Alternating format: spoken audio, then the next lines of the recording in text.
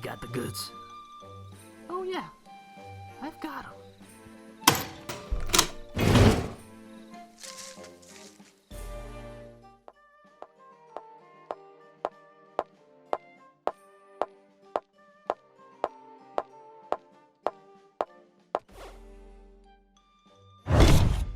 Hello, everybody.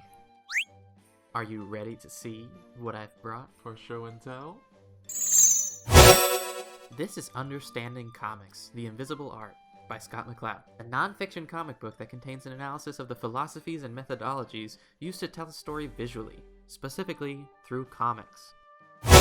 And this is One Piece, started in 1997 and still written and drawn by the manga prodigy Eiichiro Oda. This series has become the best-selling manga ever, with almost 500 million volumes sold. To show why the concepts that McCloud outlines are so cool, we're going to take a look at Chapter 1 of One Piece. And you can read it online, legally and for free. I'll drop a link below. It's a quick read, so I recommend reading it before continuing the video, or even reading along, but it's not required, so let's get started. If anyone wants my treasure, then it's yours for the taking. Go find it! I left everything I gathered in one place. With one last remark from Roger, the public execution that was meant to serve as an example and a warning to other pirates instead became the opening ceremony to what would become the Great Pirate Era.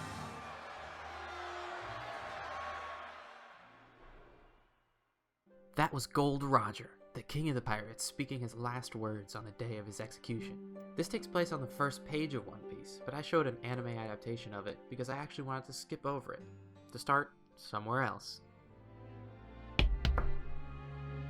Gold Roger and that scene are referenced a lot throughout the series, so I'm not trying to downplay its importance. I'm starting with this panel because it'll help me explain a key concept that McCloud says defines comics. It's called closure. All you're actually seeing is a landscape with a few buildings, windmills, and animals. But you imagine those windmills and animals moving, and that there are more things inside all these buildings, because that's what you know about buildings and animals from your life. Closure is something that the human mind does all the time, sometimes even subconsciously. McCloud describes it as observing the parts, but perceiving the whole. We are constantly using our past experiences and memories to mentally complete the incomplete picture of reality that our senses are presenting to us. This is why, even though I'm obscuring your view a little, you still imagine me standing on that foreign path. Looks like I'm still here. Your imagined reality was right. That cow hasn't moved at all. I better get out of here, but before we move on, you need to know. Closure doesn't just happen within panels like this one, but also between them.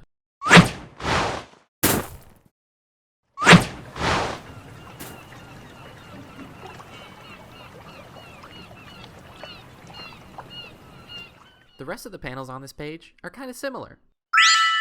Individually, they introduce us to different parts of the world, through art and text.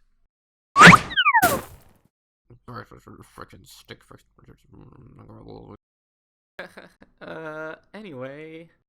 Since you can see all the panels on a page at once, your imagination is constantly looking for ways to connect those panels in a meaningful way. That's more closure at work. McCloud describes these relationships between panels as transitions, and he says there's 6 different kinds. This page has mostly aspect-to-aspect transitions, panels that are not necessarily related by time. They simply show different aspects of a setting or movie.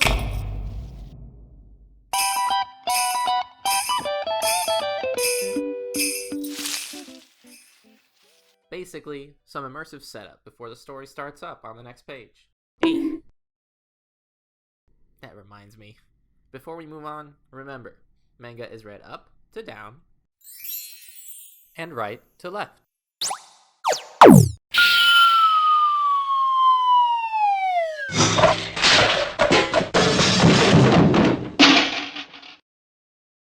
Ow. Oh, there he is! Our protagonist's introduction. Monkey D. Luffy. What's he got there?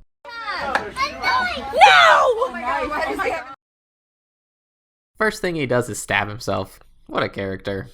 But even before that, this introductory panel is actually doing a lot to help you relate to this character. Look at this. Take away what he's saying, the box introducing him, and his sound effects. And look, there's not much left.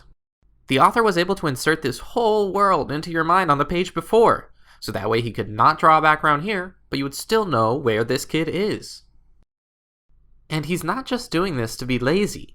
He refused to draw much of a background here so your mind could focus on Luffy, the caricatured grit in his teeth, and the determination in his pose, helping you insert yourself into the story through his character's iconic face.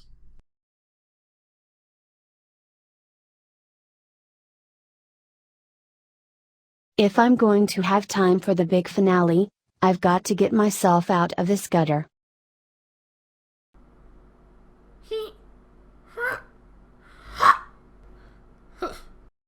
To use McCloud's terms, Oda is creating a separation between the lines you see and the lines you are. Of course, every artist has their own style, but this contrast in detail between and within the pages is one of the many powerful tools comic artists use, and there's a bridge between these two worlds. Oda has drawn some friends in each panel to guide us into his world and add a rhythm to the story.